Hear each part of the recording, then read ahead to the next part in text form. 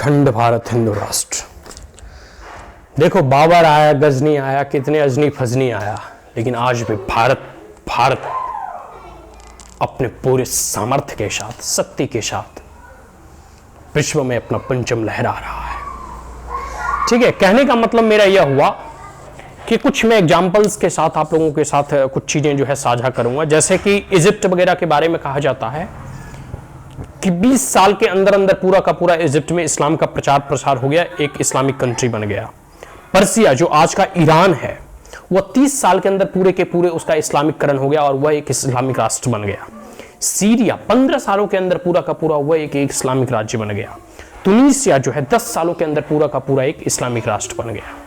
लेकिन भारत 1000 सालों से भी अधिक गुलामी की जंजीरों की बेड़ियों में जकड़ा हुआ भारत आज भी सनातन संस्कृति का उसी प्रकार से ध्वज और पताका फहरा रहा है जो कभी आदि काल से और 5000 साल पहले फहराता था। और पुनः राम मंदिर का निर्माण पूरे जो है हर्षोल्लास के साथ किया जा रहा है और आने वाले 22 तारीख को रामलला का मंदिर जो है अयोध्या में बनकर पूर्ण होगा और उसका उद्घाटन प्रधानमंत्री नरेंद्र मोदी के कर कमलों के द्वारा किया जाएगा।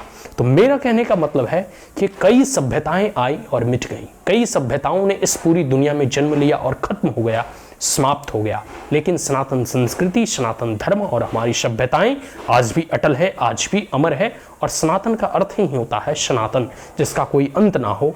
जब तक इस पूरे विश्व और ब्रह्मांड में सूर्य और चंद्रमा विद्यमान है, तब तक हमारा धर्म इसी प्रकार इस आर्यावर्त और भारत की भूमि में विद्यमान रहेगा, इसे कोई खत्म नहीं कर सकता।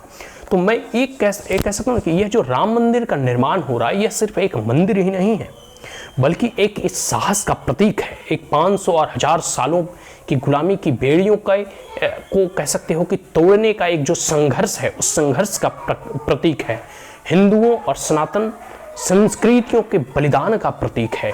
यह प्रतीक है एक लंबे कह सकते हो कि निरंकुश अत्याचारी और आतताइयों के आक्रमण के विरुद्ध जो अपनी सीने तान कर अपने धर्म की रक्षा के लिए लड़ा है, उनके लहू का प्रतीक है।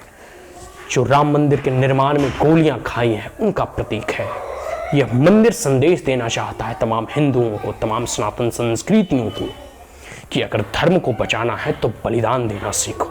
और जिस भी समुदाय ने बलिदान देना स्वीकार किया है, त्याग और समर्पण की भावना जिसमें है, वही जीवित रह सकता है। जिसमें संघर्ष की भावना जीवित है, वही जीवित रह सकता है।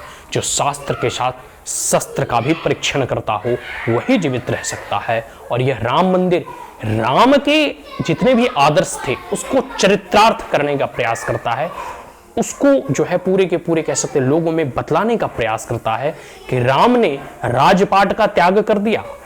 राम ने जो है कह सकते हो कि राजा बनाए जा रहे थे, लेकिन अपने राजमुकुट और राज्य और साम्राज्य को ऐसे छोड़ दिया कि जैसे कोई जो है तिनका उठाकर फेंक देता है।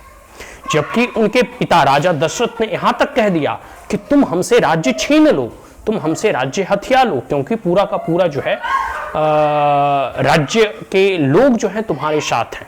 लेकिन राम ने ऐसा नहीं किया। राम ने जो है राज्य, पैसा, धन, दौलत, साम्राज्य सभी चीजों का परित्याग कर दिया। जंगल गए तो गेरुआ वस्त्र धारण किए, लेकिन साथ में धनुष बाण लेकर वो गए। तो इससे स्पष्ट संकेत मिलता है कि आप अपने शस्त्र को कभी विसर्जित मत करो। शस्त्र विसर्जित करोगे तो नष्ट हो जाओगे।